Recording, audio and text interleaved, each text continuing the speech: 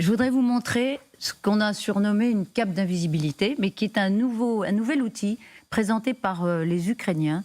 De quoi s'agit-il? Une innovation, un matériau qui limiterait la chaleur des corps, l'évacuation de la chaleur, et qui, du coup, rendrait moins détectable aux caméras thermiques la présence d'individus, d'humains, sur un théâtre d'opération. Je ne sais pas si j'ai été claire, mais c'est comme ça que moi-même je le comprends. C'est le camouflage thermique.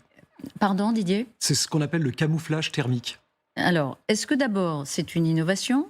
Ensuite, est-ce que c'est une innovation ça veut dire que les autres armées ne disposent pas de ce type d'outils, de matériaux? Et enfin, à quoi ça sert? Alors, c'est une innovation qui a commencé dans il y a 5-6 ans, dans différentes armées du monde avec les Américains. En fait, c'est ce qu'on appelle vraiment le camouflage thermique. Hein, l'idée, c'est de bloquer. Enfin, vous voyez que là. Alors, on voit, pardon, je l'ai pas dit, le petit bonhomme à gauche a cette cape d'invisibilité et donc beaucoup moins détecté, visible à l'œil nu que les deux autres. J'aurais dû commencer par là. Le truc, c'est qu'en fait, l'astuce, c'est que c'est surtout, c'est pas à l'œil nu, c'est à la vision infrarouge. C'est-à-dire que quand on fait des opérations de nuit, on utilise des JVN, enfin des jumelles de vision nocturne, qui peuvent travailler soit à l'infrarouge, soit au thermique. Alors les thermiques étant plus grosses que l'infrarouge. Et qui permet, puisqu'on ne voit pas les formes, de détecter la chaleur humaine. Là, vous voyez les têtes, par exemple, qui sont très irriguées, on les voit très très très fortement.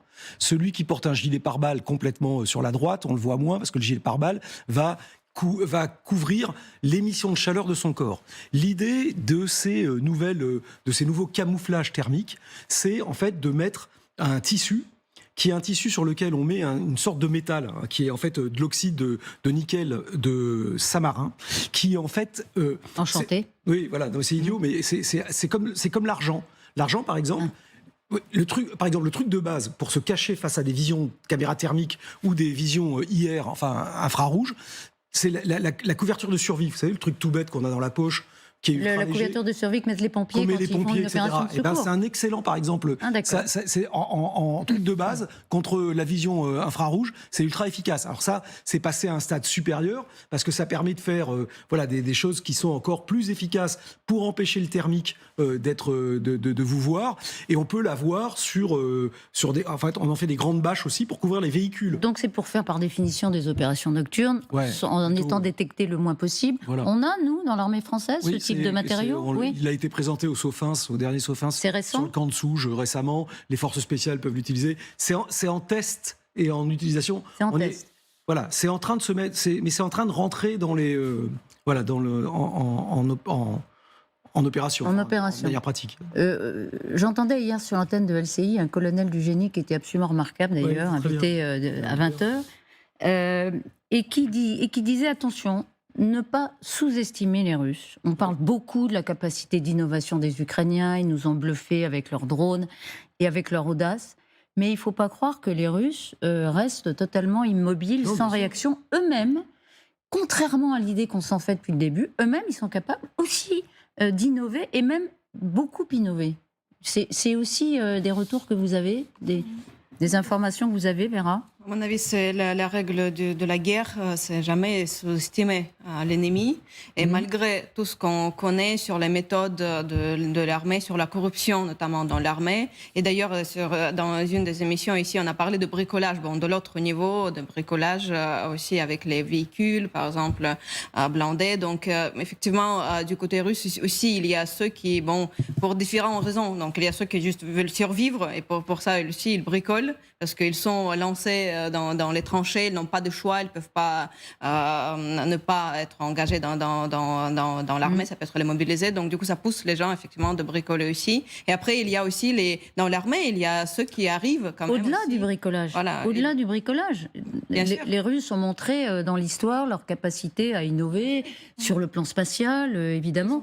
Et aujourd'hui, dans l'armée, Pierre. Oui, mais je pense qu'il faut comprendre que chaque partie a ses impératifs. Les Ukrainiens ont besoin d'innover parce qu'ils sont en infériorité numérique et qu'il y a du matériel qui leur manque, qui n'ont pas, par exemple, d'aviation, etc. Donc, ils sont obligés de compenser par d'autres biais. Et ce qu'ils ont fait avec les drones, par exemple, est absolument exceptionnel. Et les Russes, eux, ont la question des sanctions et leur accès à un type de matériel qui est plus compliqué à avoir parce qu'il faut passer par des voies détournées pour avoir les puces, etc. Donc chacun est contraint à l'innovation parce qu'il a ses contraintes qui sont celles de sa situation géopolitique, de ses alliances. Par exemple, la Chine ne fournit pas... C'est le grand paradoxe de cette guerre. C'est que la Russie est l'ami de la Chine qui a aujourd'hui quand même une industrie de défense et une industrie tout court extrêmement performante et qui ne fournit pas directement, en tout cas, à la Russie, le matériel qu'elle pourrait avoir, parce que les Chinois ne veulent pas s'exposer à des sanctions secondaires. Donc tout ça doit passer par du bricolage ou des canaux Mais souterrains. vous avez raison de rappeler que la créativité naît de la contrainte et que ce sont des contraintes différentes, mais elles existent des deux côtés de la partie. Mais il y a une autre contrainte qui est tout de même assez importante pour les Russes, c'est la fuite des cerveaux. Vous avez 100 000, et ça les Russes le disent ouvertement, il y a 100 000 ingénieurs du secteur de la tech qui sont partis du territoire russe, donc qui sont à l'extérieur et qui ne peuvent pas justement travailler sur ces nouveaux systèmes, faire preuve d'autant d'ingéniosité que les Ukrainiens, surtout que les Ukrainiens ont un appui considérable des entreprises de la tech américaines, notamment l'ancien patron de Google qui a donné un certain montant aux Ukrainiens justement pour travailler sur des nouveaux drones et des nouvelles spécificités. Donc ça fait partie aussi de la capacité à innover. Et là, il y a un avantage qui est assez considérable du côté des Ukrainiens. Et ce dont parlait Pierre très justement, c'est-à-dire les Chinois qui ne donnent pas directement. Alors, ils trouvent un moyen, c'est-à-dire par des sociétés écrans ou autres, d'arriver à avoir ces microprocesseurs, mais ça prend beaucoup plus de temps. Alors que, justement, les Ukrainiens peuvent les avoir très vite pour construire notamment de nouveaux engins. Oui, rapidement, il ne faut pas confondre deux choses d'un point de vue militaire, qui est innovation. L'innovation, c'est une nouvelle technique qu'on va inventer. Et effectivement, les Ukrainiens ont plus accès en back-office à toute la capacité d'innovation occidentale avec lesquels les jeunes Ukrainiens sont en lien parce que ce sont des sociétés ouvertes, et ce qu'on appelle l'adaptation.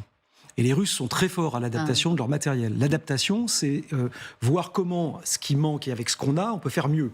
Les Russes, par exemple, l'ont montré avec deux choses. Les bombes planantes, où ils ont pris des vieilles bombes à eux qu'ils avaient en stock monstrueux, et ils ont soudé dessus des ailettes.